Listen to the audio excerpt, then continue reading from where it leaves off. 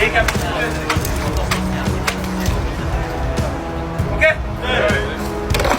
请我们下台的请我们上，谢谢你啊。Shin Tae-yong bisa panggil 3 wajah baru untuk hadapi Jepang dan Arab Saudi, nomor 2 pemain elit. Pagi ini berada di Johor untuk kem latihan pusat sebelum melepas ke Laos pada 17 Oktober bagi menghadapi kelayakan AFC. Satu lagi berkenaan dengan VAR, Video Assistant Referee. Seperti juga yang semua sudah maklum, penggunaan VAR. Federasi Sepak Bola Malaysia, FAM, resmi mengumumkan Harimau Malaya akan menghadapi negara ranking 187 FIFA.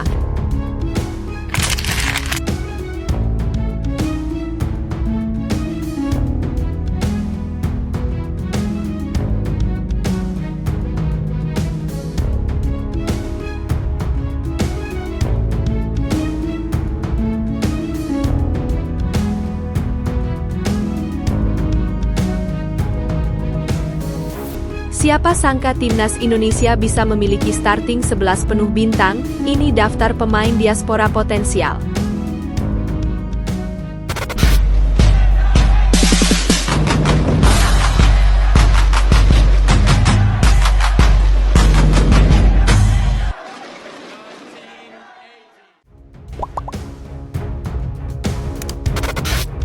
Shin Tae-yong bisa panggil 3 wajah baru untuk hadapi Jepang dan Arab Saudi, nomor 2 pemain elit.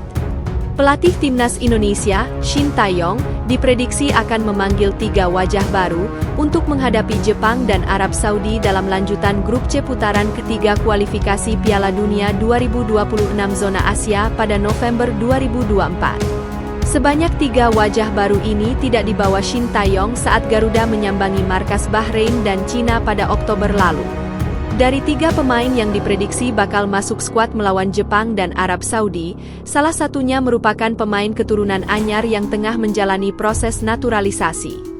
Timnas Indonesia akan menjamu Jepang dan Arab Saudi dalam matchday kelima dan ke-6 grup C putaran ketiga kualifikasi Piala Dunia 2026 zona Asia pada 15 dan 19 November 2024. Seluruh laga penting itu akan berlangsung di Stadion Utama Gelora Bung Karno, SUGBK, Senayan, Jakarta. Lalu, siapa saja 3 wajah baru yang diprediksi dipanggil Shin Tae-yong ke Timnas Indonesia? Berikut ulasannya. Justin Hubner mungkin kembali dipanggil oleh Shin Tae-yong setelah absen melawan Bahrain dan Cina karena cedera. Bek Wolverhampton Wanderers U21 berusia 21 tahun ini diperkirakan akan tersedia untuk pertandingan melawan Jepang dan Arab Saudi, namun keputusan bermainnya tergantung pada kondisi fisiknya. Kevin Dix sedang dalam proses naturalisasi untuk memperkuat timnas Indonesia. Dia diharapkan sudah bisa tampil ketika Garuda menjamu Jepang dan Arab Saudi. Jika berhasil dinaturalisasi tepat waktu, bek FC Copenhagen itu akan menjadi tambahan penting di lini belakang skuad Garuda. Ramadan Sananta tidak dipanggil Shin Tae-yong untuk FIFA Matchday Oktober 2024 melawan Bahrain dan Cina, kemungkinan karena alasan taktikal. Namun, peluangnya untuk dipanggil dalam pertandingan melawan Jepang dan Arab Saudi terbuka lebar, mengingat penampilannya yang baik musim ini dengan 1 gol dan 1 assist bersama Persis Solo. Federasi Sepak Bola Malaysia, FAM, resmi mengumumkan Harimau Malaya akan menghadapi negara ranking 187 FIFA saat Timnas Indonesia melawan Jepang dan Arab Saudi. Timnas Malaysia akan menghadapi sesama tim Asia Tenggara Laos dan India pada FIFA Matchday November 2024 mendatang. FAM, hari ini ingin memastikan bahwa skuad Harimau Malaya yang dilatih Pau Marty akan menggelar 2 laga internasional Tier 1 melawan Laos dan India di kalender internasional FIFA, November ini, tulis FAM di laman resminya pada Senin, 28 Oktober 2024. Laga pertama, Timnas Malaysia akan menghadapi Laos di Stadion Port Authority of Thailand pada Kamis, 14 Oktober 2024. Menurut keterangan resmi dari FAM, laga tersebut dipindahkan ke Thailand karena markas Lapos di Nasional Lau KM16 digunakan untuk laga kualifikasi Piala Dunia 2026 antara DPR Korea bertemu Iran. Laos memilih Bangkok sebagai venue laga melawan Malaysia karena selanjutnya akan menghadapi Thailand juga di Bangkok untuk laga kedua pada 17 November 2024, tulisnya. Setelah melawan Laos di Thailand, Harimau Malaya akan langsung terbang ke India untuk melawan tuan rumah. Berbeda dengan Malaysia, skuad Garuda akan menghadapi dua laga bergensi di putaran ketiga kualifikasi Piala Dunia 2026. Pasukan Shin Tae-yong akan menghadapi raksasa Asia, Jepang, 15 November, dan Arab Saudi 19 November, di Stadion Utama Gelora Bung Karno, SUGBK. Sementara itu, Timnas Malaysia sendiri tidak masuk putaran ketiga kualifikasi Piala Dunia 2026 zona Asia, sehingga memilih menggelar laga uji coba internasional. Fan.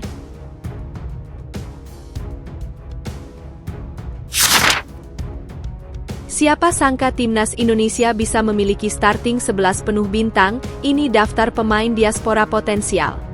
Pastinya selalu ada kabar menarik tentang para pemain keturunan.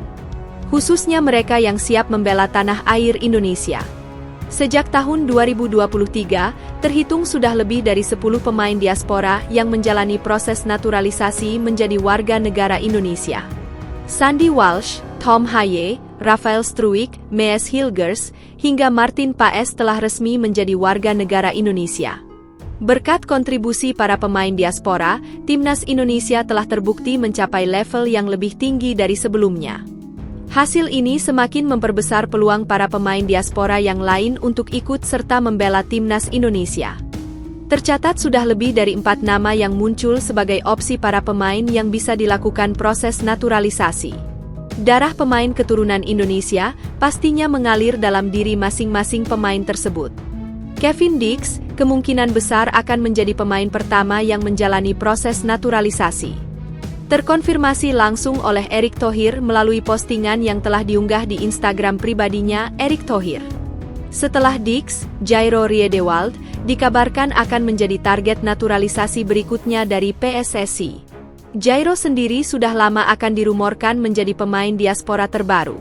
Dua pemain fleksibel ini tentunya bisa menjadi tambahan amunisi yang kuat untuk Shin Tae-yong membina Timnas Indonesia.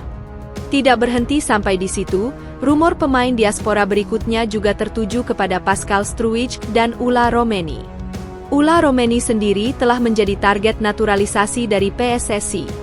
Namun, nampaknya Ula Romeni belum yakin untuk membela Timnas Indonesia. Sedangkan untuk Pascal sendiri sudah mendapatkan lampu hijau untuk membela Timnas Indonesia. Pilihan berikutnya ada di tangan PSSI dan Erick Thohir untuk melanjutkan proses naturalisasi masing-masing pemain. Starting Timnas Indonesia tidak disangka-sangka akan diisi oleh para pemain diaspora yang terbilang sebagai para pemain bintang. Kombinasi Mees Hilgers, Kevin Dix, dan Jai Itzes di lini belakang akan menjadi kombinasi yang baik dari lini bertahan Timnas Indonesia. Lini serang yang dicari-cari selama ini dapat tertutup oleh Ula Romeni. Bagaimana menurutmu jika para pemain diaspora ini benar-benar bermain untuk Timnas Indonesia?